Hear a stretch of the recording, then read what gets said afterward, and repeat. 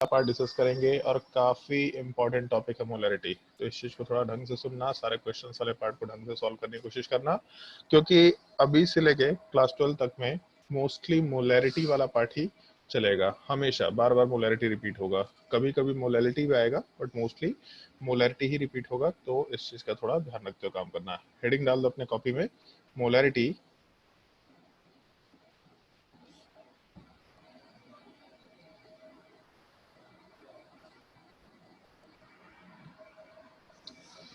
चलो ध्यान दो। जैसे एक तो मोलरिटी वाले पार्ट को हम लोग कैपिटल एम से रिप्रेजेंट करते हैं, इस एक चीज का थोड़ा ध्यान रखना है, पहला चीज। दूसरा, जब हम लोग इन जनरल कंसंट्रेशन टर्म की बात करते हैं तो नॉर्मली हम लोग फ्रिक्वेंटली मोस्टली मोलरिटी वाले पार्ट की ही बात कर रहे होंगे। तो जब फ्रिक्वेंटली मोलरिटी की बात कर रहे हैं तो जब भी कभी मोलरिटी को डिस्कस करना होता है तो हम लोग इन जनरल उसी चीज को कंसंट्रेशन भी बोल देते हैं। मतलब अगर कभी भी सवाल में कंसंट्रेशन कैलकुलेट करने बोलेगा, मतलब बेसिकली हम लोगों के पास मोलरिटी कैलकुलेट करने बोल रखा है। कंसंट्रेशन टर्म्स में बहुत सारे फैक्टर्स हो सकते हैं, लेकिन जब हम लोग टर्म कंसंट्रेशन बोलते हैं, जैसे सॉल्यूशन का कंसंट्रेशन कैलकुलेट करो और कुछ नहीं दे रखा, तब उस केस में मान के चलना कि हम लोग को मोलरिटी कैलकुलेट करने के लिए दिया हुआ है इस क्वेश्चन वाले पार्ट में। इस एक चीज का थोड़ा ध्यान रखते हुए काम करना होता है। और उस केस में जब हम लोग मोलरिटी वाले पार्ट का फॉर्मूला कैलकुलेट करते हैं तो मोलरिटी वाले पार्ट को हम लोग नॉर्मली कंसंट्रेशन भी बोल सकते थे और उसको एक बड़े ब्रैकेट में रखा जा सकता है। तो कंसंट्रेशन और molarity is equal to number of moles of solute particle divided by volume of solution। लेकिन कैलकुलेशन वाले पार्ट में एक कंडीशन है, हम लोग वॉल्यूम को हमेशा लीटर में लेके चलेंगे। तो कंसंट्रेशन और मोलरिटी का बड़ा सिंपल सा फॉर्मूला है, number of moles of solute particle होने चाहिए पहला, और दूसरा फिर हम लोग उसमें वॉल्यूम ऑफ सॉल्यूशन कंसिडर करेंगे, लेकिन वॉल्यूम ऑफ सॉल्यूशन वाले पार्ट को हम लोग लीटर में कंसिडर करके चलेंगे। ये फॉर्मूला नोट कर लो। मिली लीटर में भी कर सकते हैं, उसमें छोटा सा वेरिएशन होगा, उस चीज पे हम लोग आगे आएंगे।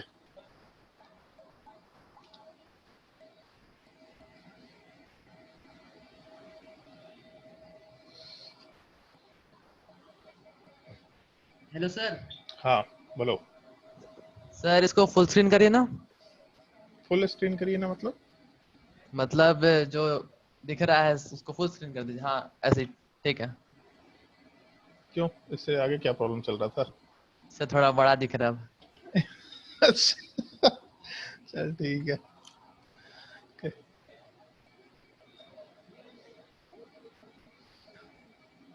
तुम लोग एक काम कर सकते हैं, वैसे एक सजेशन हो सकता है तुम लोगों के लिए। जैसे आजकल फोन का कनेक्टर आने लग गया है टीवी में, आजकल एलसीडी स्क्रीन होते हैं, तो फोन को डायरेक्टली आप टीवी में कनेक्ट कर सकते हैं।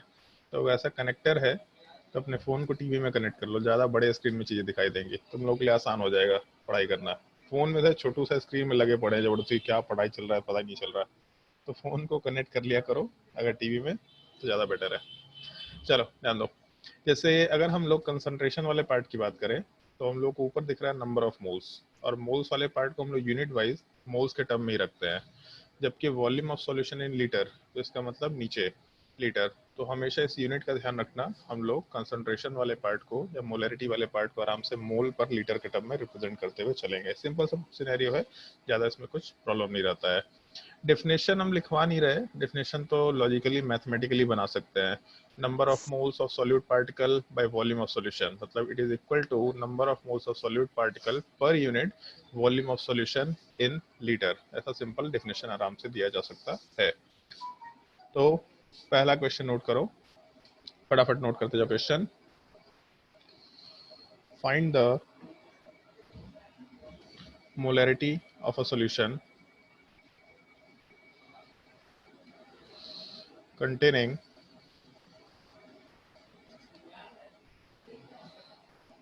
containing 200 gram of NaOH in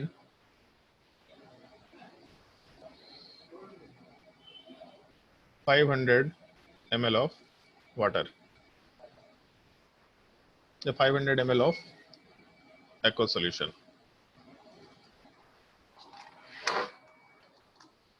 Okay, 500 ml of aqueous solution. Hello sir. हाँ बोलो। Sir 0.01 M. 0.01 पक्का? सर 10।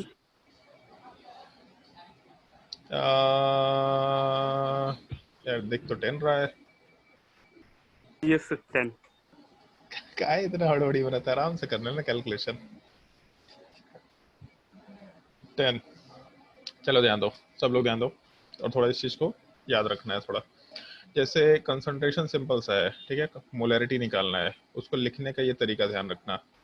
अगर बड़े ब्रैकेट में एक कंपाउंड को ऐसा रिप्रेजेंट कर रहा है, मतलब बेसिकली उस कंपाउंड का हम लोग कंसंट्रेशन निकालने की कोशिश कर रहे हैं, या फिर उस कंपाउंड का मोलैरिटी निकालने की कोशिश कर रहे हैं, तो लिखने का तरीका ही ये हो जाता है। मोलैरिटी ऑफ NaOH और कंसंट्रेशन ऑफ NaOH बड़े ब्रैकेट के अंदर लिख दो, is equal to number of moles of solute particle. तो उस पूरे एक्वस सॉल्यूशन में सोल्यूट NaOH है, तो number of moles of NaOH divided by volume of solution in litre होना चाहिए। ऐसा हम लोग आराम से मेंशन कर सकते हैं। तो number of moles of solute particle कितना होगा, तो नंबर ऑफ मोल्स का फॉर्मूला 20-25 बार रिपीट हो चुका है अभी तक, wait upon molar mass 200 gram divided by NaOH। NaOH का मोलर मास कितना हो जाना चाहिए, तो 23 + 16 + 1, इसका मतलब 40 के बराबर। तो यहाँ से वैल्यू 5 के बराबर आ जाएगा। तो इस केस में जो अपना कंसंट्रेशन है, number of moles 5 by volume of solution in litre, तो 500 ml बाई 1000 करेंगे तो लीटर में कन्वर्ट हो जाएगा। तो इस केस में आराम से 1000 से ऊपर मल्टीप्लाई कर सकते हो। अब डिवाइड करो नीचे या इसको ऊपर लेके चले जाओ, कोई फर्क नहीं पड़ेगा। तो ये कैंसिल आउट हो गया, ये भी कैंसिल आउट हो गया, इसका मतलब 10। लेकिन इसमें एक कन्वेंशन और ध्यान रखना, जब भी आंसर लिखेंगे तो 10 M लिखेंगे, 10 कैपिटल M, 10 मोलर सॉल्यूशन, ऐसा वर्ड मेंशन करते हुए काम करेंगे हम लोग, ठीक है। तो जब भी आंसर बोलना तो 10 मत बोलना, आंसर 10 मोलर बोलना, 1 मोलर बोलना, ठीक है। कितना कंसंट्रेशन हुआ, तो 10 मोलर, ऐसा आराम से मेंशन कर सकते हैं। बेसिक इंट्रोडक्शन का क्वेश्चन था, इसलिए बहुत ही सिंपल सा क्वेश्चन था। अगला सवाल ट्राई करके देखो, और जिसको भी डाउट होगा पूछते चले जाना।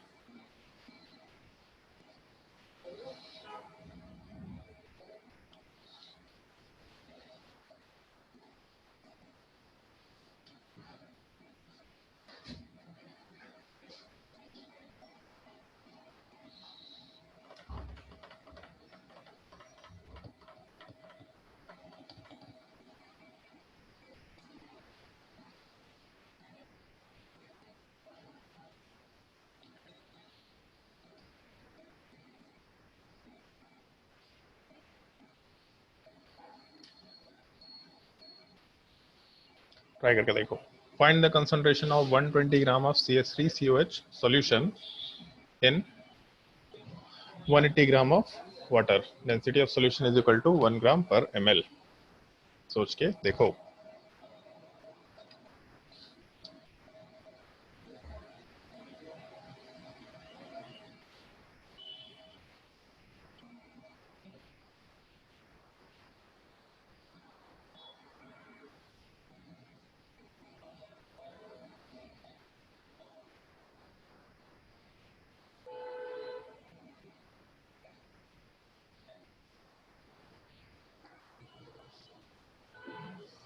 Ten molar. कितना? 10 मोलर। नहीं भाई, गलत है। Sir 20/3 molar. 20/3 मोलर। बाकी लोग ट्राई करके देखो भाई, 20/3 मोलर आंसर आ गया है। सोच के देखो कैसे होगा, फिर सॉल्यूशन शुरू करते हैं।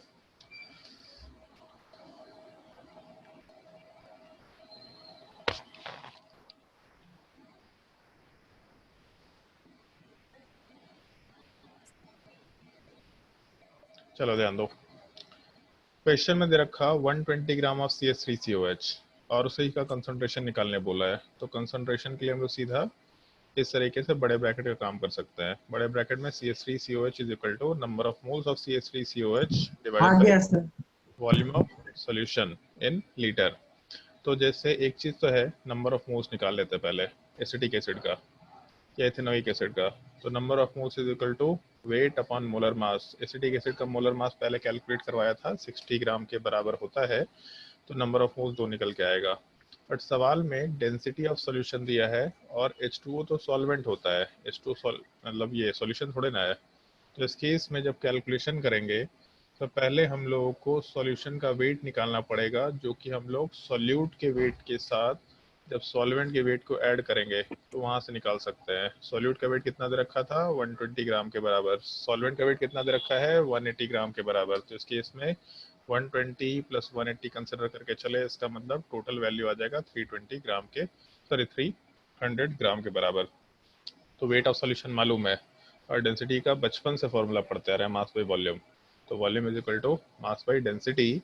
इसका मतलब यहाँ से अगर वेट ऑफ सॉल्यूशन मालूम है तो volume of solution is equal to mass 300 gram divided by density. Density कितना दे रखा था, तो जिंदगी आसान करने के लिए 1 ग्राम पर एमएल के बराबर दे रखा है। तो 1 ग्राम पर एमएल के हिसाब से जब कैलकुलेशन करेंगे तो ऊपर 300 ग्राम, नीचे 300 ग्राम खत्म हो जाएगा और नीचे का एमएल वाला पार्ट ऊपर आ जाएगा। इसका मतलब अपना वॉल्यूम 300 ml आ गया। तो नंबर ऑफ मोल्स कितना था सवाल में, 2 के बराबर, और दूसरा वॉल्यूम कितना निकल के आ गया सोल्यूशन का, 300 ml के बराबर। तो concentration of CH3COH is equal to number of moles 2 divided by volume 300 divided by 1000 करेंगे, क्योंकि लीटर में कैलकुलेशन करना होता है। तो यहाँ से ये कैंसिल आउट हो गया, बचेगा अपना आंसर 20/3, और इस चीज़ को हम लोग 20/3 मोलर सॉल्यूशन या कैपिटल एम से रिप्रेजेंट करके आराम से काम कर सकते हैं। कोई मतलब दिक्कत है तो आराम से पूछ सकते हैं। हमेशा सॉल्वेंट, सॉल्यूट और सॉल्यूशन का डिफरेंस मालूम करके रखना, ये बहुत जरूरी चीज होता है। चलो भाई, जिससे सवाल पूछेंगे वही जवाब देगा। शाश्वत, एक चीज बताओ। सुनिए दे रहा है शाश्वत? हाँ भाई, एक चीज बताओ, होली खेला है कभी कि नहीं खेलता है? खेले हैं। पक्का? हाँ। मान लो एक पानी है, मतलब बकेट है, ठीक है। इस बकेट में हम लोग कुछ कलर मिक्स करा रखे हैं। कौन सा फेवरेट कलर तेरा, ग्रीन या रेड?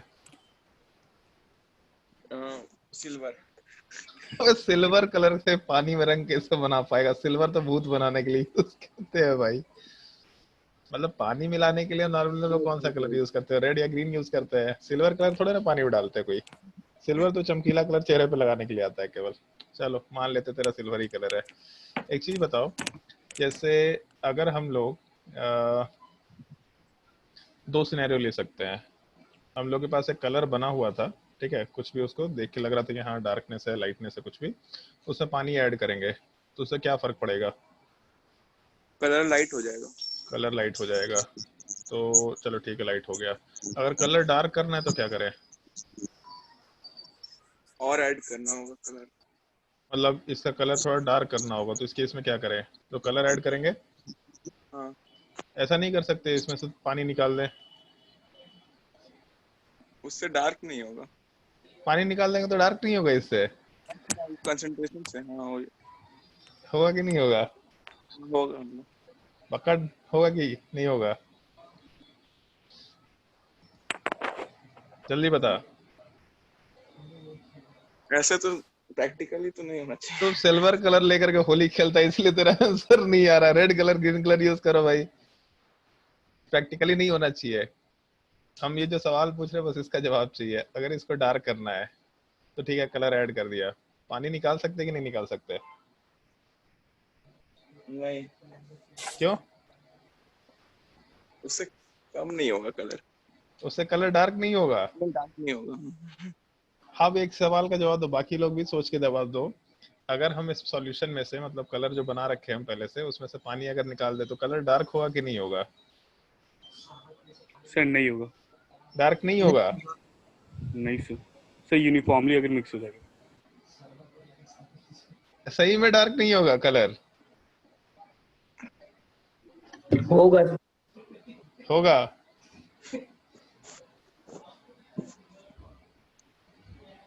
अबे तुम लोग एकदम नालायक आदमी है भाई। चलो एक काम करना, आज एक्सपेरिमेंट करके देख लेना। एक बकेट में पानी रखना, गर्मी का मौसम है ही, सुबह उसमें पानी में रंग डाल देना, ठीक है, और उसका मेजरमेंट कर लेना कि बकेट में पानी कहाँ तक है, और उसका कलर कलर ऑब्जर्व कर लेने का। अच्छा इसका ऐसा टाइप का है, फोटो ले लेना। सबके पास अच्छा मेगापिक्सल वाला फोन आता है, तो उसको थोड़ा धूप में सुखा देना थोड़े देर के लिए। तो जब धूप में सुखाएंगे तो देखना उसका कलर डार्कर ऑब्जर्व हो रहा है कि लाइटर ऑब्जर्व हो रहा है। अरे भाई, जब हम पानी ऐड करेंगे तो कलर लाइट होगा, तो जब पानी रिमूव करेंगे तो कलर डार्क क्यों नहीं होगा? चपंडुक लोग, बड़ा नालायक लोग है। होली भी नहीं खेलने आता तुम लोग, क्या करने आता है तुम लोगों को? बस सर मैथ आप सॉल्व। पानी निकालने का बात बोले तो लगा कि जैसे मग से पानी निकालते हो वैसे करके। अच्छा, तो वैसे हाँ पानी सर। नहीं निकालना है भाई, तो पानी निकाल रहे हैं हम, मग से कलर थोड़े ना निकालने बोल रहे हैं हम बोल रहे हैं पानी रिमूव कर रहे हैं।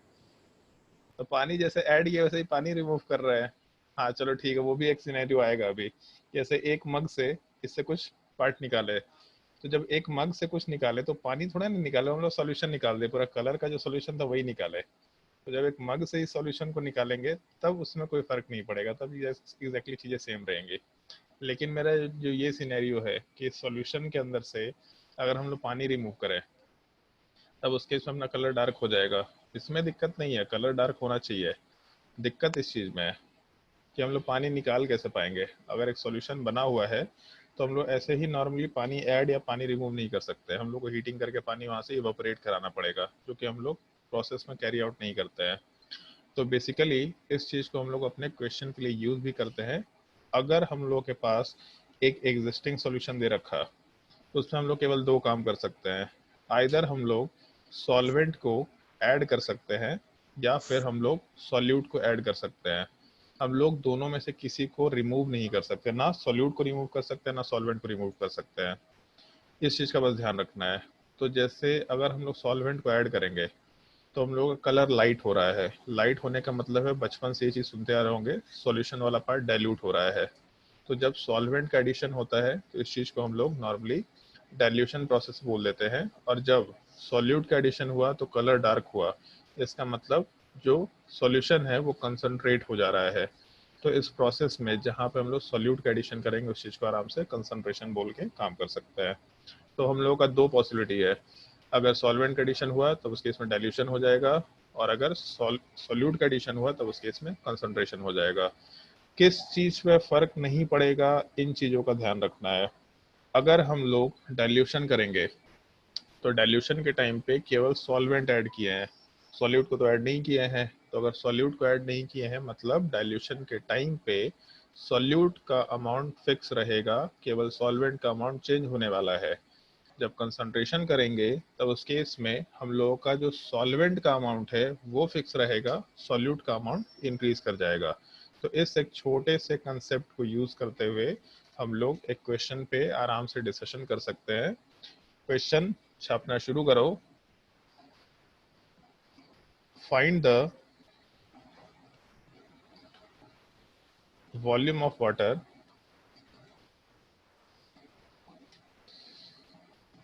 that must be added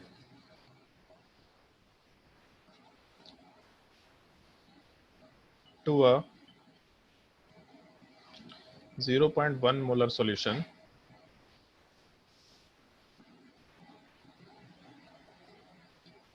zero point one molar 1 litre solution कर लो। 1 litre solution to convert it into 0.001 molar solution। सोच के देखो।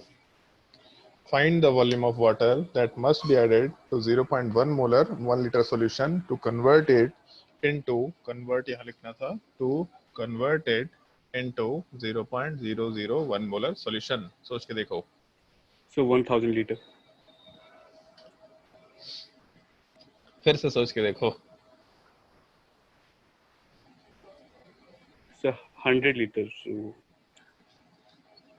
एक बार कंफर्म बताओ, 1000 या 100? 100 से गलत है।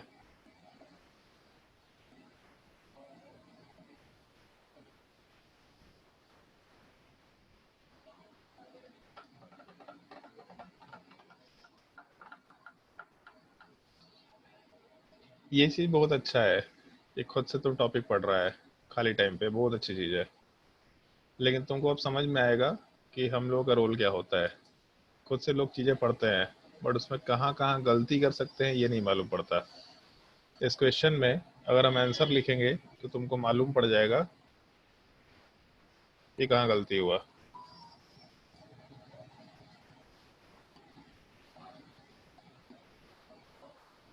Yes sir. समझ आ गया?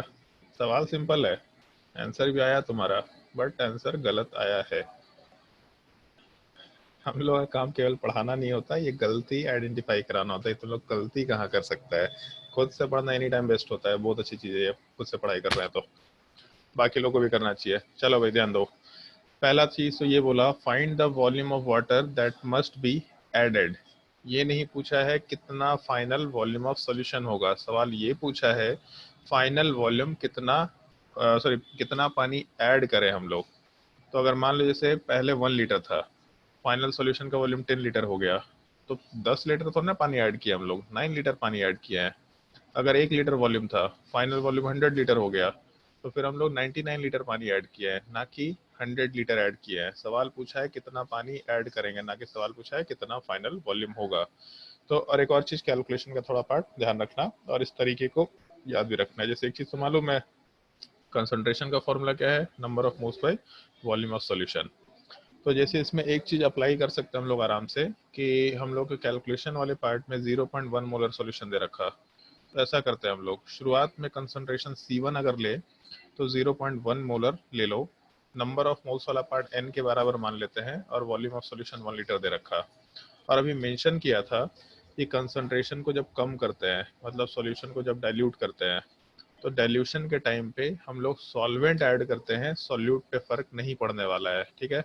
एक तो इस चीज का एकदम ध्यान रखना है। और दूसरा चीज, जब भी कभी हम लोगों को एक रिलेशन दे रखा हो और सिमिलर टाइप का दूसरा रिलेशन दे रखा हो, तो हमेशा दोनों रिलेशंस को एग्जैक्टली ऊपर नीचे लिखना। जब भी रफ में कैलकुलेशन करना तो रिलेशंस को एग्जैक्टली ऊपर नीचे लिखना। ऊपर नीचे लिखने का मतलब, पहले कंसंट्रेशन दे रखा, एक और कंसंट्रेशन दे रखा, केवल वॉल्यूम पूछा है, तो इस केस में हम लोग फाइनल कंसंट्रेशन 0.001 लेके चले, नंबर ऑफ मोल्स, इसका फॉर्मूला अगर लिखे तो इतना is equal to number of moles divided by total volume V। या फिर ऐसा कर सकते हैं कि हम लोग मान लेते हैं ये वॉल्यूम ऑफ वाटर हम लोग ऐड करके चल रहे हैं, मतलब एजम्पशन लेके चल रहे हैं कि हम लोग V वॉल्यूम ऐड कर रहे हैं। तो 1 लीटर पहले से है, V वॉल्यूम ऐड कर दिए, तो टोटल फाइनल वॉल्यूम कितना हो जाएगा, तो 1 प्लस V या V+1 लिख सकते थे। तो पहले वाले केस में concentration is equal to number of moles by volume 1 litre, दूसरे वाले केस में concentration is equal to number of moles by volume वाला पार्ट V+1 आराम से कंसिडर कर सकते हैं। ऊपर नीचे लिखने का क्या सिग्निफिकेंस है, इस चीज को मेंशन करते हैं। जैसे जब भी कभी एक वैल्यू को ऊपर लिखेंगे दूसरे वैल्यू को नीचे, तो यहाँ काम कर सकते थे, नंबर ऑफ मोल्स यहाँ से निकालते और यहाँ पुट कर देते, कैलकुलेशन कर लेते। लेकिन मत क्या करना, दो वैल्यू को ऊपर नीचे लिखो और बीच में एक लाइन खींच दो। लाइन खींचने का मतलब बेसिकली हम लोग डिवीजन कैरी आउट कर रहे हैं, तो उसमें जो अननोन पार्ट है, जो चेंज नहीं हो रहा, वैसे भी कैंसिल आउट हो जाएगा। और ये तरीका फॉलो करना, क्योंकि अभी तो जैसे बहुत बेसिक क्वेश्चन था तो यहाँ इंट्रोडक्शन है, बट टाइम के साथ आगे इस तरीके के बहुत बार क्वेश्चन आएंगे, बार बार एक चीज दे रखा होगा, उसी के रिस्पेक्ट में दूसरा चीज दे रखा होगा और हम लोग वैल्यू को इनपुट करते हैं, मतलब होता है ना, जैसे एक इक्वेशन से एक वैल्यू निकाल के दूसरे इक्वेशन में डाल रहे हैं, मत डाला करना। हमेशा इक्वेशन को ऊपर नीचे लिखना, बीच में लाइन खींच के उसको डिवीजन कर लेना, और जब डिवीजन करेंगे तो क्या निकल के आएगा, तो 0.1 डिवाइडेड बाई 0.001। इसका मतलब हम लोग जब यहाँ पे रेशियो कंसिडर करेंगे तो 1/100 निकल के आएगा। तो उसके बाद सामने वाले साइड में n तो कैंसिल आउट हो जाएगा, और अगर n कैंसिल आउट हुआ तो n divided by 1 divided by n divided by V+1। तो आराम से यहाँ वाले पार्ट में हम लोग V+1 कंसिडर करते हुए काम कर सकते हैं। अच्छा सॉरी, यहाँ पे 100 नीचे नहीं आएगा, 100 ऊपर चला जाएगा, 0.1 डिवाइडेड बाई है, यहाँ पे ऐसा लिख सकते हैं। तो 0.1 divided by 0.001 is equal to 100। यहाँ n कैंसिल आउट हो जाएगा, और जब n कैंसिल आउट होगा तब उस केस में 1 divided by 1 divided by 1 divided by V+1, तो 100 इज इक्वल टू V+1, मतलब V इज इक्वल टू 99 आराम से कंसिडर किया जा सकता है। तो n का वैल्यू निकाल के उसको दूसरे में पुट करके कैलकुलेशन मत करो, उसको कैलकुलेशन में रिमूव कर दो डिवीजन के फॉर्म में डाल के, ये सबसे बेस्ट पॉसिबल तरीका होना चाहिए, नोट कर लो। और अगर क्वेश्चन में कहीं डाउट है तो डाउट पूछ सकते हैं।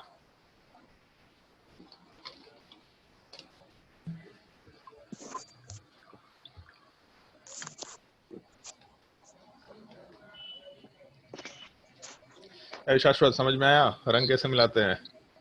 हाँ समझ आ गया। नेक्स्ट टाइम से सिल्वर कलर मत यूज कर लेना, रेड या ग्रीन यूज किया करना। ओके। चलो ध्यान दो। जैसे ये तो बिल्कुल बेसिक सवाल था, ये हम लोग क्वेश्चन जब सॉल्व कर रहे होते या फिर कंसंट्रेशन कैलकुलेट कर रहे हैं तो क्या कर सकते हैं। दूसरा, जब डाइल्यूशन कर रहे थे तो क्या कर सकते हैं।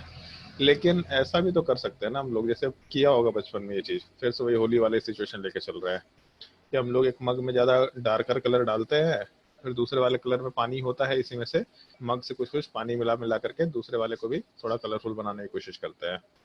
तो बेसिकली एक सॉल्यूशन को हम लोग दूसरे सॉल्यूशन के साथ मिक्सअप भी कर सकते हैं आराम से। जब दोनों को मिक्स करेंगे तो उस केस में मिक्सचर ऑफ दो सॉल्यूशन निकल के आएगा। तो पहले का कुछ कंसंट्रेशन हो सकता है, कुछ वॉल्यूम हो सकता है, दूसरे का कुछ कंसंट्रेशन या कुछ वॉल्यूम हो सकता है। तो सिमिलर टाइप से जब हम लोग दो सॉल्यूशन को मिक्स करके एक में कन्वर्ट करेंगे तो हम लोगों के फाइनल सॉल्यूशन का भी कुछ ना कुछ कंसंट्रेशन निकल के आएगा और फाइनल वाले पार्ट का कुछ ना कुछ वॉल्यूम भी निकल के आएगा ही आएगा। ऐसा हम लोग आराम से मेंशन करते हुए काम कर सकते हैं। तो अब हम लोग यहाँ पे इस पार्ट के कैलकुलेशन में मूव करना शुरू करेंगे कि जब दो सॉल्यूशन को मिक्स करते हैं तब उस केस में हम लोग फाइनल कंसंट्रेशन कैसे कैलकुलेट कर सकते हैं। और जो हम लोग का सिनेरियो है वो ऑलमोस्ट एवरेज मोलर मास के जैसा आएगा। एवरेज मोलर मास जब बताए थे तो N1 M1 plus N2 M2 divided by N1 plus N2, क्योंकि number of moles is equal to weight upon molar mass था। तो सिमिलर टाइप से जब वहाँ पे हम मोलर मास कैलकुलेट करते तो W अपॉन N किए थे, तो यहाँ से मोलर मास एवरेज या molar mass resultant is equal to total weight upon total number of moles आया था, जो कि ऊपर N1 M1 plus N2 M2 divided by नीचे N1 प्लस N2 निकल के आया था। तो यहाँ पे concentration is equal to number of moles by volume है, तो resultant concentration is equal to total number of moles by volume total ले सकते हैं। तो यहाँ से क्या रिलेशन आना चाहिए, तो टोटल नंबर ऑफ मोल्स जो भी आएगा divide by total volume V1 plus V2 plus V3 लेके चल सकते हैं। और क्योंकि कंसंट्रेशन का फॉर्मूला होता है number of moles by volume, मतलब नंबर ऑफ मोल्स का फॉर्मूला हो जाएगा कंसंट्रेशन इनटू वॉल्यूम। तो एक का कंसंट्रेशन C1 है, एक का वॉल्यूम V1 है, तो इस केस में number of moles is equal to C1 into V1। Number of moles 2 के केस में C2 इंटू V2 आराम से अप्लाई करते हुए काम कर सकते थे। तो उसी तरह का रिलेशन यहाँ पे निकल के आना है। अगर मान लो एक सॉल्यूशन दे रखा A जिसका नंबर ऑफ मोल्स वाला पार्ट हम लोग के पास या कंसंट्रेशन वाला पार्ट C1 के बराबर है, वॉल्यूम वाला पार्ट V1 के बराबर है। दूसरा सॉल्यूशन दे रखा B जिसका कंसंट्रेशन वाला पार्ट C2 के बराबर है और वॉल्यूम V2 के बराबर है। जब दोनों सॉल्यूशंस को हम लोग ऐड करके एक सिंगल सॉल्यूशन में कन्वर्ट कर रहे हैं तब उस केस में हम लोगों के पास जो फाइनल कंसंट्रेशन होगा उसको C रिजल्टेंट बोल देते हैं और फाइनल वॉल्यूम को V टोटल के बराबर बोलते हैं। तब उस केस में resultant concentration will be equal to C1 V1 plus C2 V2, basically total number of moles from solution A and solution B divided by total volume V1 plus V2 आराम से consider करते हुए काम कर सकते हैं। तो जैसे N1 M1 plus N2 M2 divided by N1 plus N2 आया था, सिमिलर टाइप का रिलेशन यहाँ भी निकल के आएगा। और ये फॉर्मूला बिल्कुल याद होना चाहिए क्योंकि इस फॉर्मूले को हम लोग फ्रिक्वेंटली यूज करते हैं, हर जगह यूज करते रहेंगे। हर जगह यूज करने का मतलब अभी यूज होगा, गैसीय स्टेट में यूज होगा, केमिकल इक्विलिब्रियम में यूज होगा, थर्मोडायनेमिक्स में यूज होगा, आयनिक इक्विलिब्रियम में यूज होगा, इलेक्ट्रोकेमिस्ट्री में यूज होगा, केमिकल काइनेटिक्स में यूज होगा। जहां जहां पे सॉल्यूशन आएगा वहां वहां पे कंसंट्रेशन आएगा, वहां वहां पे मिक्सचर ऑफ सॉल्यूशन आएगा, वहां पे हम लोग रिजल्टेंट कंसंट्रेशन को बार बार यूज करते चलेंगे। क्लास 12 में इनफैक्ट बोर्ड के एग्जाम में सॉल्यूशन एंड कॉलिगेटिव प्रॉपर्टी में इन सब टॉपिक्स पर सवाल होता है। एक्चुअल में क्लास 11 के एनसीईआरटी में नहीं दे रखा है कंसंट्रेशन टर्म, अगर एनसीईआरटी में ढूंढो तो नहीं मिलेगा, बट हर जगह पे इसका एप्लीकेशन है, इसलिए हम लोग को इस चीज को अभी डिस्कस करना होता है, काफी डिटेल में डिस्कस करना होता है। अगर अभी डिस्कस करेंगे तो क्लास 12 के टॉपिक में हम लोग डिस्कशन में यूज नहीं करेंगे। छाप लो।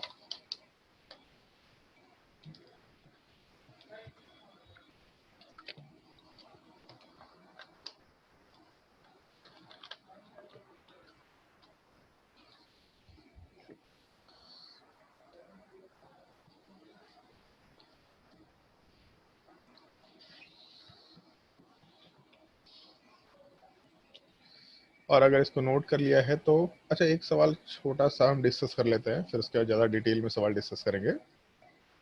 इसमें चाहे तो एक छोटा सा हेडिंग डाल सकते थे, मिक्सचर ऑफ सॉल्यूशन, यहाँ पे हेडिंग डाल देना mixture of solution.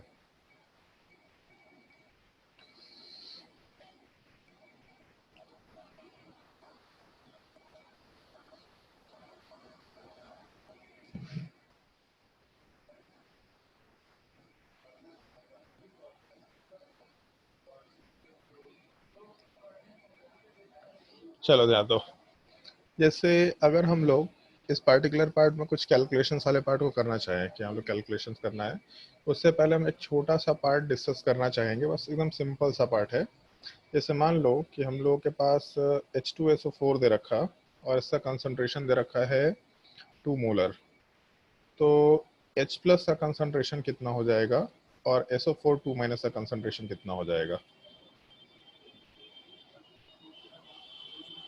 4 molar and 1 molar. Concentration का मतलब हो गया number of moles by volume. So तो 4 molar and 2 molar.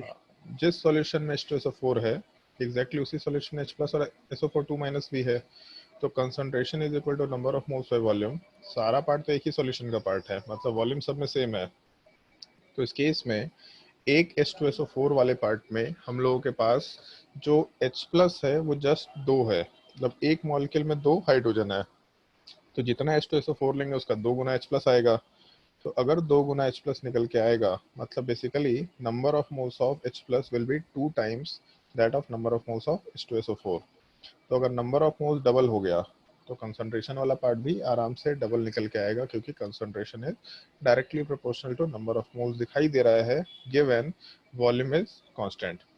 तो अगर H2SO4 का कंसंट्रेशन 2 मोलर है तो इसमें 2 H प्लस है, तो जितना H2SO4 उसका 2 गुना H प्लस, उसका 2 गुना H प्लस का कंसंट्रेशन, मतलब टोटल 4 मोलर। और SO4 2 माइनस एक मॉलिक्यूल के अंदर एक है, तो जितना H2SO4 उतना ही सल्फेट आयन, उतना ही कंसंट्रेशन ऑफ SO4 आराम से मेंशन करते हुए काम कर सकते हैं हम लोग। तो जैसे इस पार्टिकुलर केस में जहाँ पे हम लोग के पास एक स्पीसीज दे रखा था, तो उस स्पीसीज के अंदर हम लोग के पास जो भी कंपोनेंट्स हैं उन कंपोनेंट्स का भी हम लोग कंसंट्रेशन आराम से डिफाइन करते हुए काम कर सकते हैं। तो इसी के ऊपर कुछ क्वेश्चन बेस्ड हैं, मतलब इसके ऊपर बेस्ड नहीं है, बेसिकली इस पार्ट को कंसिडर करते हुए कुछ क्वेश्चन अपने लिए बेस्ड है। क्वेश्चन नोट करना शुरू करो जो कि मिक्सचर ऑफ सॉल्यूशन से रिलेटेड होगा। क्वेश्चन नोट करो। Find the final H plus ion concentration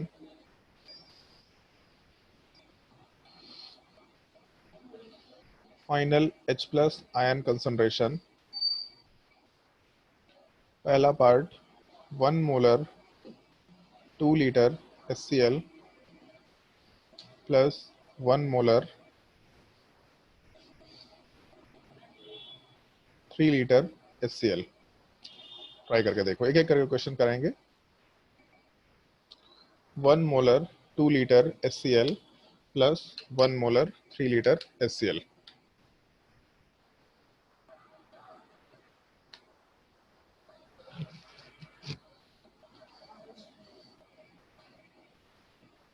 find the final H plus ion concentration. H plus के कंसंट्रेशन को कैलकुलेट करना है।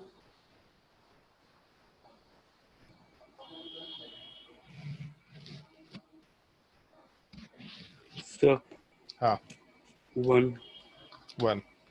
m. बाकी लोग भी कैलकुलेट कर लो भाई। Yes sir 100। मेरा भी आ गया। बढ़िया, कूल। चलो ध्यान दो, इतना मेहनत नहीं करना है। एक चीज देखो यहाँ पे HCl जितना दे रखा, तो HCl में कितना हाइड्रोजन है? एक।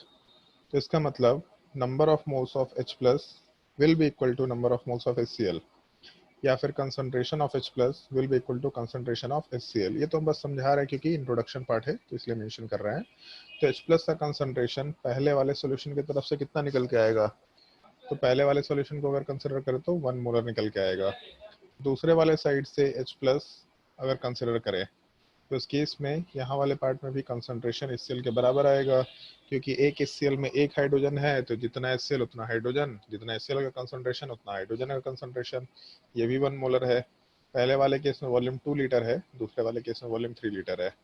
एक शॉर्टकट याद रखना थोड़ा, अगर इनिशियल कंसंट्रेशन सेम है तो फाइनल कंसंट्रेशन सेम निकल के आएगा, कुछ भी चेंज नहीं होने वाला।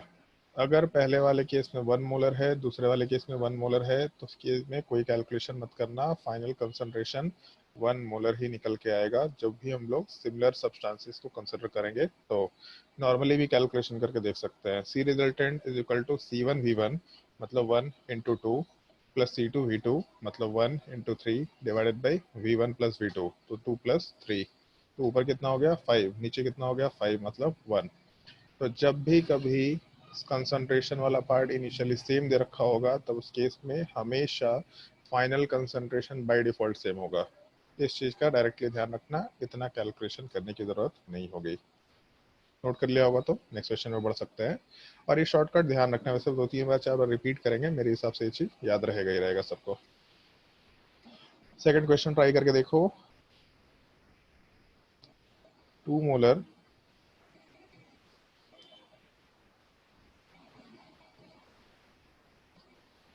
2 liter H2SO4 plus 4 molar 2 liter H2SO4.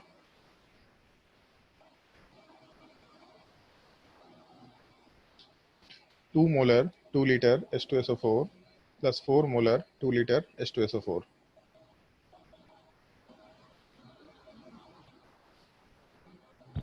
So 6 हमारा 6 बढ़िया 6 हाँ ठीक है।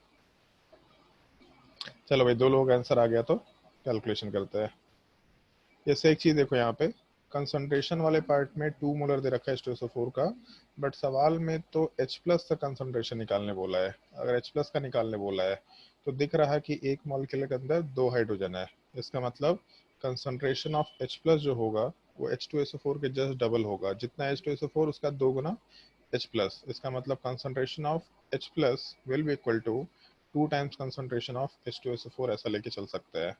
तो कितना दे रखा, तो पहले वाले साइड से H प्लस का कंसंट्रेशन 2 मोलर H2SO4 है, मतलब H प्लस का कंसंट्रेशन वाला पार्ट आराम से 4 मोलर लेके चलेंगे, वॉल्यूम 2 लीटर। दूसरे वाले साइड से H प्लस का कंसंट्रेशन कितना हो जाएगा, तो 4 मोलर था, मतलब टोटल 8 मोलर सॉल्यूशन और वॉल्यूम वाला पार्ट 2 लीटर। अब यहाँ पे भी एक ट्रिक ध्यान रखना, पहले तो कंसंट्रेशन सेम था, अभी कंसंट्रेशन अलग है। अगर कंसंट्रेशन अलग है लेकिन वॉल्यूम सेम है, इस चीज को ध्यान भी रख सकते हैं। अगर वॉल्यूम सेम है तो उस केस में final concentration will be equal to C1 plus C2/2। कोई कैलकुलेशन C1 V1 से मत करना, सीधा बाई 2 कर देना, C1 प्लस C2/2। तो 4 प्लस 8 मतलब 12/2, इसका मतलब 6 मोलर सॉल्यूशन आराम से कंसिडर कर सकते हैं हम लोग। कैलकुलेशन चाहे तो कर सकते हैं, सी रिजल्टेंट कितना आएगा, तो इस केस में C1 V1 4 into 2 plus C2 V2 8 into 2 divided by V1 plus V2 2 plus 2। तो इस केस में ये 2 तो कैंसिल आउट हो जाने का है वैसे भी, तो नीचे बच जाएगा 1 प्लस 1 मतलब बेसिकली 2। तो 4 प्लस 8/2 वही चीज हम लोगों ने यहाँ पे भी किया है। तो इस चीज का ध्यान रखना, अगर कंसंट्रेशन सेम है तो final concentration will always be same, कोई कैलकुलेशन मत करना। अगर वॉल्यूम सेम है तो final concentration will be equal to C1 plus C2/2। यहाँ से अपना आंसर आराम से निकाला जा सकता है। इन दोनों क्वेश्चन में कोई डाउट नहीं है तो आगे बढ़ते हैं, और अगर डाउट है तो पूछ लेना, जिसको भी डाउट है क्लियर करते जाना। कोई डाउट है किसी को? सुहानी, श्वेता, कोई doubt? No sir. Okay, Vivek, no sir. Sudeep. No sir. मजेदार टॉपिक है, अब इन सब टॉपिक्स में मजा आएगा, फिर जब इसको वापस से मोल एनालिसिस में ऐड करेंगे तब दिमाग खराब होना शुरू होगा। अभी हल्का चीज चल रहा है, ठीक है, बहुत हल्का नहीं है, बट इसका जो हम लोग मोल एनालिसिस में यूज करना शुरू करेंगे, चल मैं कंसेप्ट अब कुछ नया नहीं बताना रह जाएगा। वो 2-3 पार्ट जो POSE और एम्पिरिकल फॉर्मूला है, उसके बाद फिर अब हम लोगों को केवल अच्छे लेवल के क्वेश्चंस, आसान लेवल के क्वेश्चंस डिस्कस करना है। अदरवाइज फिर कुछ भी नया पढ़ने को अब मूल कंसेप्ट में नहीं रहा, सारी चीजें हम लोगों ने डिस्कस कर ली है। जो भी चीजें 2 साल में पढ़ने के लिए कुछ बेसिक्स हम लोग को यहाँ पे चाहिए होगा। तो अब मोस्ट प्रोबेबली 2 लेक्चर के बाद फिर हम लोग का पूरा टॉपिक कंप्लीट होगा। उसके बाद बस क्वेश्चन देंगे तुम लोगों को, क्वेश्चंस का पर डे एक एक क्वेश्चन भारी भारी डिस्कशन होगा, मजा आता चला जाएगा। चलो भाई क्वेश्चन ट्राई करके देखो। 0.1 molar 200 ml HCl solution plus 0.05 molar 400 ml H2SO4.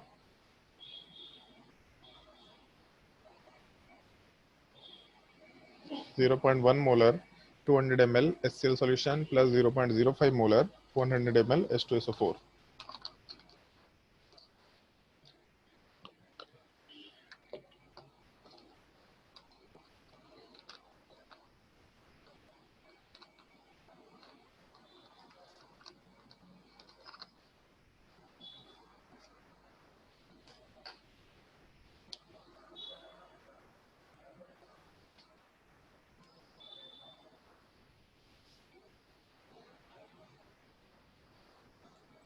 So हाँ बोलो 1/15.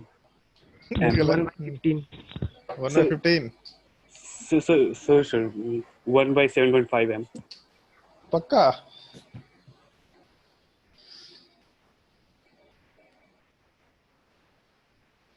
और कोई आंसर किसी का? सर 0.7 नहीं 0.15. नहीं यार देखो 0.7 तो लॉजिकली इनकरेक्ट है। दो सॉल्यूशन को मिक्स करेंगे तो जो अपने एवरेज का कंसेप्ट है, तुम लोग क्यों भूल जाता है भाई मैथ्स को?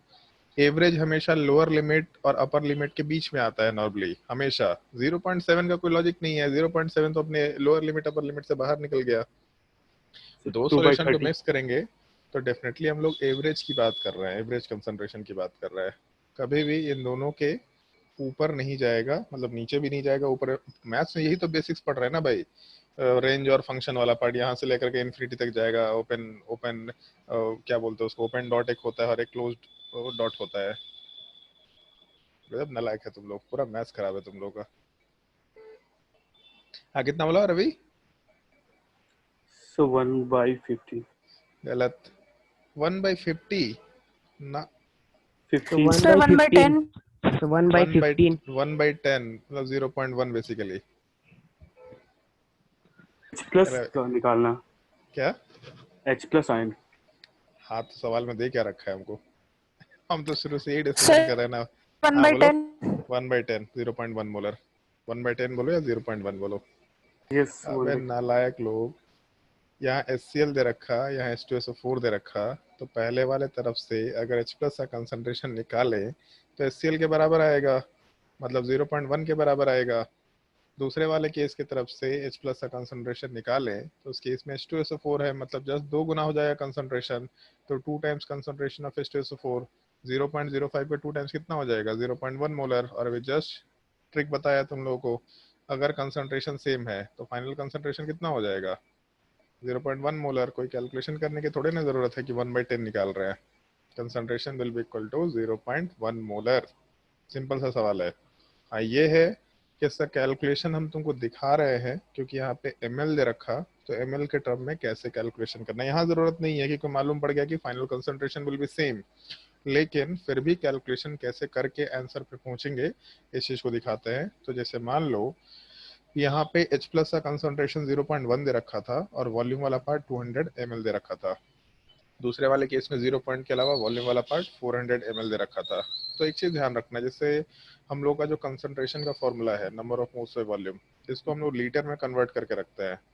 लेकिन जब मिक्सचर का हम लोग रिजल्टेंट कंसंट्रेशन कैलकुलेट करेंगे तो वॉल्यूम को लीटर में कन्वर्ट मत करना। क्यों नहीं करना उसका मेंशन करते हैं पार्ट। इसमें जैसे दे रखा N1V1 या sorry C1V1 plus C2V2 divided by V1 plus V2। तो वॉल्यूम अगर ml में है, ऊपर भी वॉल्यूम अगर ml में है, तो ये मिली वाला पार्ट तो वैसे भी कैंसिल आउट हो जाना है। तो जब मिली वाला पार्ट कैंसिल आउट हो जाएगा तो फिर अपने को फर्क नहीं पड़ने वाला है, उसके बिना भी हम लोग आराम से कैलकुलेशन कर सकते हैं। तो अगर कभी भी सवाल में एवरेज कंसंट्रेशन निकालना है तो फिर उसको लीटर में कन्वर्ट मत करना, डायरेक्टली भी आंसर निकाला जा सकता है। Concentration resultant will be equal to या फिर H plus concentration resultant will be equal to C1V1 0.1 into volume दे रखा 200 ml, उसको ml की टर्म में छोड़ दो।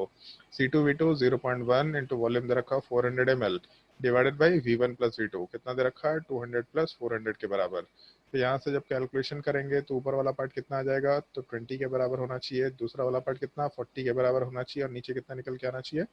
कुछ गड़बड़ की है क्या कहीं पे? नहीं, हाँ ठीक है। ऊपर वाला पार्ट 20 + 40, नीचे वाले पार्ट में 200 + 400 दे रखा, मतलब बेसिकली 600 की बात कर रहा है। तो 20 + 40 मतलब 60, नीचे भी 600, मतलब 1/10 के बराबर वैल्यू रहा। और ऊपर में जैसे एक चीज़ देखना, यहाँ अगर मिलीलीटर है तो ये जो पूरा पार्ट कैलकुलेट करेंगे ये बेसिकली मिली मोल्स निकल के आ जाएगा।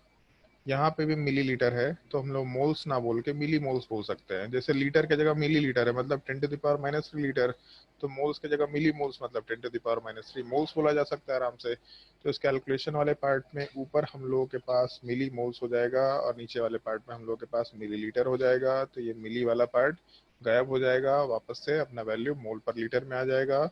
तो 60/600 इसका मतलब 0.1 मोलर सॉल्यूशन आराम से बोल सकते हैं। इसीलिए कुछ लोगों का आंसर 1/10 आया है। कैलकुलेशन सही किया है, लेकिन ये ट्रिक याद रखो, अगर कंसंट्रेशन सेम है तो वॉल्यूम को देखने की जरूरत नहीं है, final concentration will always be same. Calculation हम लोग मिली मोल्स के टर्म में भी करके आराम से दे सकते हैं। कोई अगर दिक्कत है तो पूछ सकते हैं।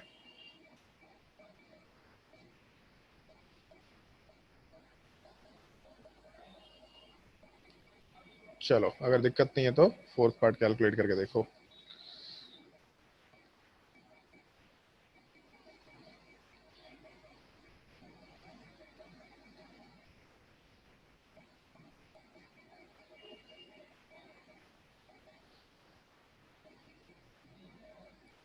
कैलकुलेट करके देखो। 0.1 molar 200 ml HCl solution plus 0.2 molar 300 ml HBr। H+ का कंसंट्रेशन निकालना है।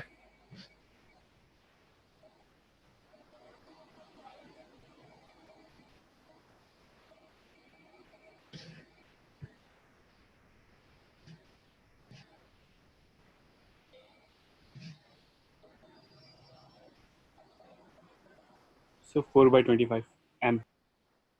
आंसर तो खैर देखना पड़ेगा। Yes sir, 4/25 आया। देख लेते हैं। 20 + 60 डिवाइडेड बाई 500 मतलब 80/50 होना चाहिए। तो ये कैंसिल आउट होगा तो 4/25। 80/500 होगा।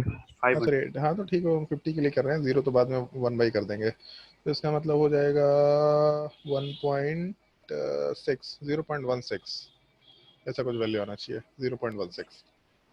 So yes sir, वही 4/25। 4/25 4/25 0.41 हो जाएगा। हाँ ठीक है, 0.16 ठीक है। इसमें भी वैल्यू देखो, जैसे आंसर अपना 0.16 है तो 0.16 इस 0.1 और 0.2 के बीच का वैल्यू है। एवरेज चल रहा है, एवरेज हमेशा लोअर लिमिट अपर लिमिट के बीच में होगा, कभी भी इससे लोअर या इससे हायर वैल्यू में नहीं जाता है। Average will always lie with in this lower limit and upper limit. कभी भी गड़बड़ हो रहा है तुम्हारा आंसर, इससे वैल्यू ऊपर नीचे जा रहा है, मतलब आंसर गलत है ही। आराम से उस चीज का ध्यान रखते हुए काम करना। एक चीज तो अब तक समझ में आ गया होगा, H+ का कंसंट्रेशन पहले वाले साइड से ले तो 0.1 मोलर के बराबर और वॉल्यूम 200 ml के बराबर। दूसरे वाले साइड से जब H+ का कंसंट्रेशन लेंगे तो 0.2 मोलर के बराबर और वॉल्यूम 300 ml के बराबर। तो इस केस में final H+ concentration is equal to C1 × V1 + C2 × V2 divided by V1 + V2। तो ml और मिली मोल्स कैंसिल आउट वैसे भी हो जाना है, उससे फर्क नहीं पड़ेगा। इसका मतलब 20 + 60 मतलब बेसिकली 80 डिवाइडेड बाई, अच्छा सॉरी नीचे 300 था, 300 + 200 मतलब 500। तो ऊपर का मिली मोल्स और नीचे वाले पार्ट का मिली लीटर, या मिली कैंसिल आउट होगा तो बचेगा 80/500 या फिर बेसिकली 8/50। ये वैल्यू आएगा 0.16 मोलर के बराबर। अगर कोई दिक्कत है तो पूछ सकते हैं। बोलो भाई जल्दी, यहाँ तक के पार्ट में कोई दिक्कत है तो। नहीं सर। चलो बढ़िया है। अगर यहाँ तक के पार्ट में दिक्कत नहीं है तो एक छोटा सा पार्ट आपको ध्यान रखते हुए काम करना है, जिसको नोट में लिख के काम कर सकते हैं। कॉपी में लिख लो इस चीज को, नोट में पहला पॉइंट। फर्स्ट पॉइंट हम लोग ऐसा कंसिडर करके चलते हैं कि molarity is a temperature dependent term.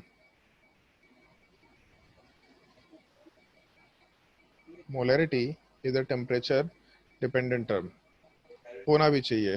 Concentration is equal to number of moles by volume. जैसे एक चीज बताओ श्वेता, तुम बताओ, अगर हम लोग टेम्परेचर बढ़ाएंगे तो मास पे क्या फर्क पड़ेगा, बढ़ेगा कि घटेगा? बताओ भी श्वेता, टेम्परेचर बढ़ाएंगे तो मास बढ़ेगा कि घटेगा? मास बढ़ेगा पक्का? घटेगा। क्या होगा? हाँ अमन, यस सर। मास बढ़ेगा कि घटेगा? मास कांस्टेंट रहेगा सर। मास कांस्टेंट रहेगा। मतलब श्वेता के हिसाब से अगर वो ज्यादा टेम्परेचर वाले जगह पे जाकर अपना वेट मेजर करेगी तो 50 की जगह 500 केजी का वेट आएगा उसका, और ठंडे जगह पे जाएगी तो 50 की जगह 5 केजी वेट आएगा। ऐसा होगा क्या श्वेता? तो 50 का 50 ही रहेगा ना भाई। टेम्परेचर से मास पे फर्क नहीं पड़ता, मास कांस्टेंट रहेगा। तो मास अगर कांस्टेंट रहेगा तो इसका मतलब मोलर मास भी कांस्टेंट रहेगा। तो weight constant, molar mass constant, मतलब नंबर ऑफ मोल्स कांस्टेंट। तो अगर टेम्परेचर को चेंज कर देते हैं हम लोग, बढ़ा दे या घटा दे, तो नंबर ऑफ मोल्स कांस्टेंट रहेगा। लेकिन बचपन में कभी ये चीज़ सुना होगा, एक्सपेंशन होता है, हीटिंग करने से सब्सटेंस एक्सपैंड होता है।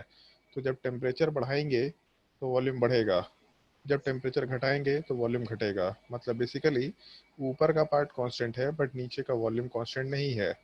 तो कंसंट्रेशन वाला पार्ट, जब वॉल्यूम बढ़ेगा तो कंसंट्रेशन घट जाएगा, वॉल्यूम घटेगा तो कंसंट्रेशन बढ़ जाएगा। मतलब मोलैरिटी टेम्परेचर डिपेंडेंट टर्म है, टेम्परेचर के वजह से वेरिएशन में जाता है ये चीज़। और टेम्परेचर बढ़ाते हैं तो कंसंट्रेशन वाला पार्ट डिक्रीज करता है। ये भी एक पार्ट थोड़ा याद रखते हुए काम कर सकते हैं। ये एक पॉइंट मेरे हिसाब से तुम्हारे स्कूल के एग्जाम में रेगुलरली पूछता है, तो इसलिए इस चीज़ का तो ध्यान रखना ही रखना है। Molarity is a temperature dependent term, और टेम्परेचर बढ़ाने से कंसंट्रेशन डिक्रीज करेगा। नोट कर लो। क्या वजह था? क्या पढ़ा रहे हो? मोलैरिटी।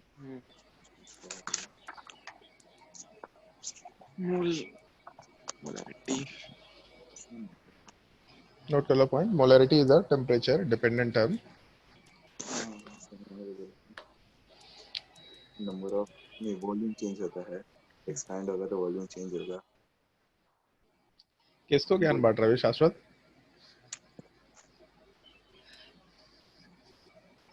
बताओ।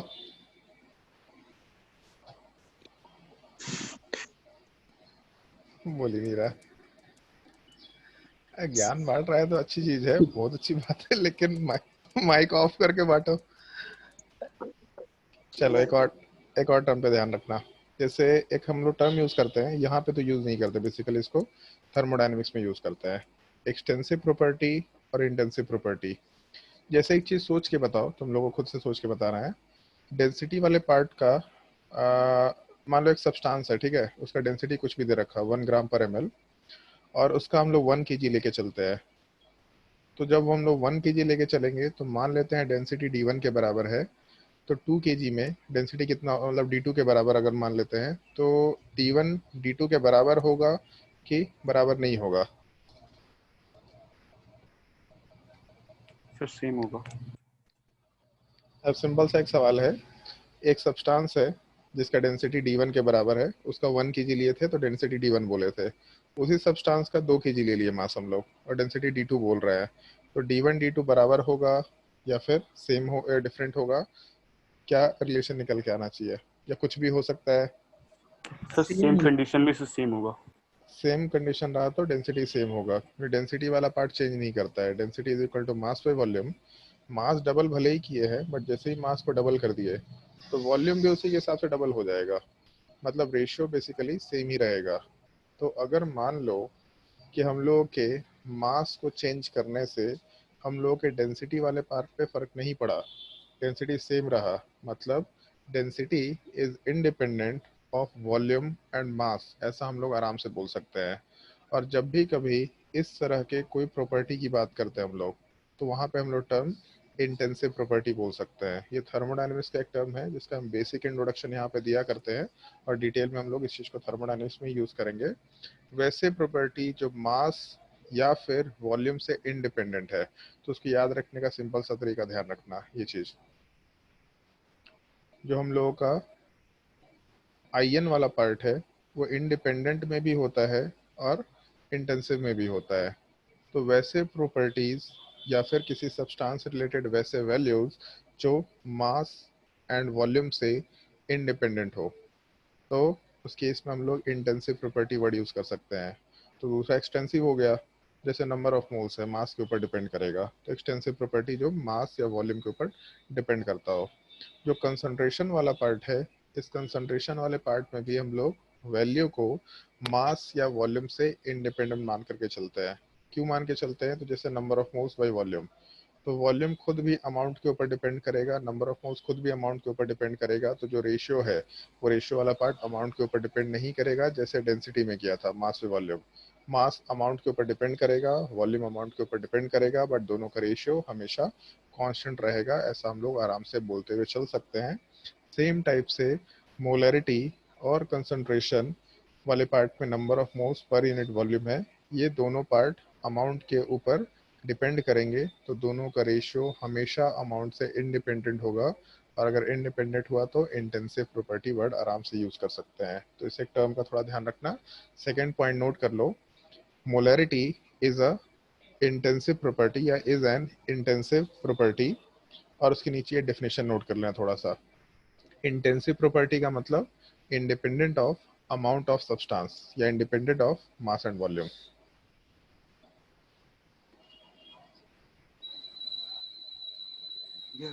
मोलैरिटी इज इंटेंसिव प्रॉपर्टी, और इंटेंसिव का मतलब इंडिपेंडेंट, आई से इंटेंसिव, आई से independent, independent of amount of substance, basically mass and volume.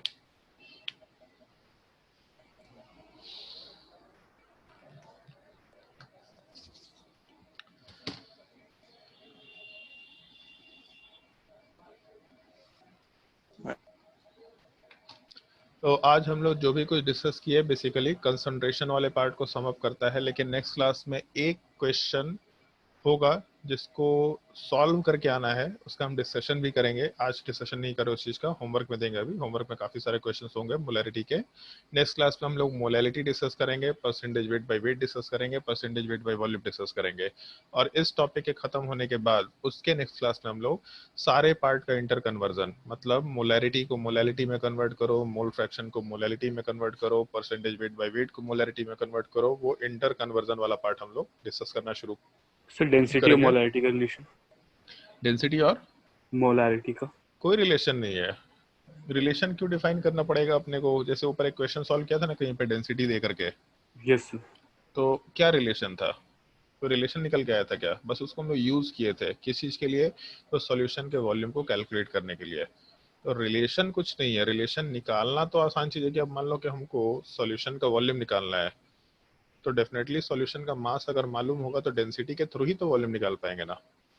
तो इनडायरेक्ट रिलेशन है। बट अगर हमको पहले से वॉल्यूम दे रखा होगा फिर भी डेंसिटी दे रखा हो तो हम क्या करेंगे? उस डेंसिटी का कुछ नहीं करेंगे। दे रखा है डेंसिटी, अच्छी बात है, बट अपना वॉल्यूम अगर पहले से मालूम है तो हम लोग उस चीज की जरूरत नहीं पड़ेगी।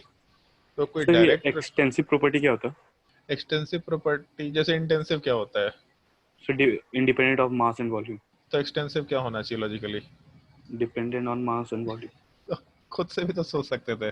सर एक्सटेंसिव का एग्जांपल नहीं दी सर आप। अभी तो बताया ना, number of moles. Number of moles क्या है? तो वेट अपॉन मोलर मास। तो अगर हम लोग ज्यादा वॉल्यूम लेंगे या ज्यादा मास लेंगे तो मोलर मास तो चेंज नहीं होने वाला, बट वेट बढ़ जाएगा, तो नंबर ऑफ मोल्स वाला पार्ट चेंज हो जाएगा। तो इस केस में एक्सटेंसिव प्रॉपर्टी वर्ड आराम से यूज कर सकते हैं। वॉल्यूम ले लो, वॉल्यूम अमाउंट के ऊपर डिपेंड करता है ना। ज्यादा अमाउंट लेंगे ज्यादा वॉल्यूम आएगा। मास ले लो, ज्यादा अमाउंट लेंगे ज्यादा मास निकल के आएगा, है कि नहीं? चलो भाई, तुम लोगों को बुकलेट का होमवर्क क्या क्या दिया जा सकता है एक बार उस चीज का डिस्कशन कर लेते हैं, और क्वेश्चन सॉल्व करके आना नेक्स्ट क्लास में। मोलैरिटी से रिलेटेड कुछ अच्छे अच्छे क्वेश्चन बुकलेट में है जिसको सॉल्व करना है, और वर्कशीट भी तुम लोगों को सॉल्व करना पड़ेगा। कौन कौन सा लास्ट क्लास में कहाँ तक का वर्कशीट दिया था तुम लोगों को? So 7. 7 तक दे रखे थे। एक मिनट, थोड़ा हम वर्कशीट देख लेते हैं। शायद स्क्रीन तुम लोग को दिख रहा है कि नहीं दिख रहा है screen? Yes sir, one note दिख रहा है ना केवल?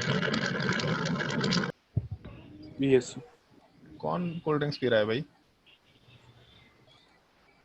Mountain Dew. Mountain Dew P रहा है? इतना मार मारेंगे ना। चलो एक सेकंड रुक जाओ शांत। 11 आ गया भाई। मोल कंसेप्ट में होमवर्क नोट करना शुरू करो। मोल कंसेप्ट का जो बुकलेट है उसके लिए होमवर्क है। बुकलेट में एक्सरसाइज जो 2 दे रखा था उसमें क्वेश्चन नंबर 88, 89, एक सेकंड रुक जाओ थोड़ा। सर बुकलेट स्क्रीन पे नहीं आ रहा।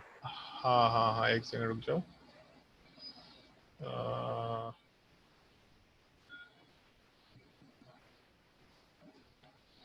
दिख रहा है अभी? Yes sir. हाँ, क्वेश्चन नंबर 88। एक्सरसाइज 2 का? हाँ, एक्सरसाइज 2 का वही जिसमें हम लोग 70-60 मतलब 80 तक क्वेश्चन कर चुके हैं ना, जो बेसिक एक्सरसाइज उसका करना है। ठीक है, क्वेश्चन नंबर 88, 89, 90, 91, 92 सोच के देखना, बचपन में ये चीज कर रखा है, एक बार सोच के देखना, नेक्स्ट क्लास में डिस्कस भी कर लेंगे इस चीज को। 91 के बाद 92, 93, 94, 95,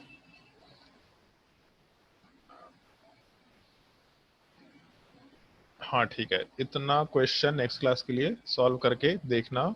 और वर्कशीट वाले पार्ट को एक बार हम देख लेते हैं। 1 मिनट रुक जाओ। कहाँ है भाई? वर्कशीट 7 तक तुम लोग को बोल रखा था, तो वर्कशीट नंबर 8 कहाँ है? सर वर्कशीट 12 तक मिल गया है। नहीं मिल गया है, लेकिन वहां तक बना नहीं सकते अभी आप, ठीक है, इसलिए उसको ट्राई मत करना। वर्कशीट मिल जाएगा तुम लोगों को। वर्कशीट हम लोग उधर अपडेट करते जा रहे हैं, जैसे जैसे हम लोग लेक्चर के हिसाब से, जैसे हम लोग अपने लेक्चर के हिसाब से अपने वर्कशीट को अरेंज करते जा रहे हैं, तो वर्कशीट के साथ साथ मतलब तुम जैसे जैसे वर्कशीट बनता जाएगा हम लोग अपलोड करते जा रहे हैं, वहां से वर्कशीट अपना डाउनलोड करके जो भी नंबर बोलेंगे उसी को सॉल्व करना। आगे का अगर सॉल्व करना तो कर सकते हैं, अगर पढ़ रखा टॉपिक तो बहुत अच्छी बात है। वर्कशीट नंबर 8 पूरा सॉल्व कर लेना नेक्स्ट क्लास में। अच्छा नहीं, वर्कशीट नंबर 8 पूरा मत सॉल्व करना नेक्स्ट क्लास में। वर्कशीट नंबर 8 में क्वेश्चन नंबर 4 तक सॉल्व करना केवल। क्वेश्चन नंबर 5 में परसेंटेज वेट बाय वॉल्यूम दे रखा, अगर क्लास 9 से ये चीजें याद है तो सॉल्व करके देख सकते हैं, अदरवाइज नेक्स्ट क्लास तक के लिए वेट कर लेना। वर्कशीट नंबर 8 का क्वेश्चन नंबर 1 से 4 ट्राई कर सकते हैं। ठीक है, एक तो ये पार्ट हो गया। उसके अलावा वर्कशीट नंबर 9 में 9 को अभी के लिए छोड़ सकते हैं, 9 वाला पार्ट थोड़ा पर अगले नेक्स्ट क्लास के ऊपर ही डिपेंडेंट है। ठीक है, तो बुकलेट का जो क्वेश्चन बोला तुम लोगों को वो सॉल्व करना ही करना है, और बुकलेट को सॉल्व करने के बाद एक तो वर्कशीट वाले पार्ट को सॉल्व करना है। अच्छा हाँ, बुकलेट तुम्हारा स्क्रीन पे बुकलेट दिख रहा है वापस से? यस तो सर। अगर बुकलेट दिख रहा है तो सब्जेक्टिव में भी कुछ क्वेश्चन होमवर्क देना था, भूल ही गए थे। सब्जेक्टिव में तुम लोगों को होमवर्क देते जाना है पर डे के क्वेश्चन।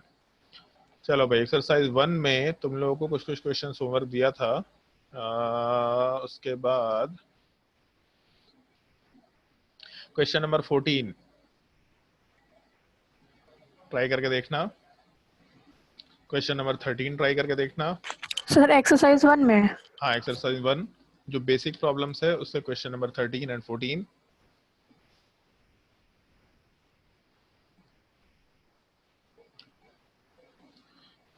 और क्वेश्चंस थोड़ा प्रैक्टिस करना शुरू करना। नेक्स्ट मंडे को तुम लोगों का टेस्ट होगा वापस से, मतलब क्योंकि थोड़ा टॉपिक हम लोगों को कवर करना था काफी सारा, तो इसलिए हम लोगों ने इस वीक का टेस्ट तुम लोग का कैंसिल कर दिया था। नेक्स्ट वीक टेस्ट होगा, उसके बाद हर 14 दिन पे टेस्ट होना शुरू हो जाएगा तुम लोग का रेगुलर। ठीक है, question number 13, question number 14, question number 16 शायद दे दिया होमवर्क। 20 तक दिया था। ओके बढ़िया। क्वेश्चन नंबर 21, उसके बाद क्वेश्चन नंबर थोड़ा भारी वाले में से देते हैं। हाँ, ये भी ट्राई कर सकते हैं। Question number 31,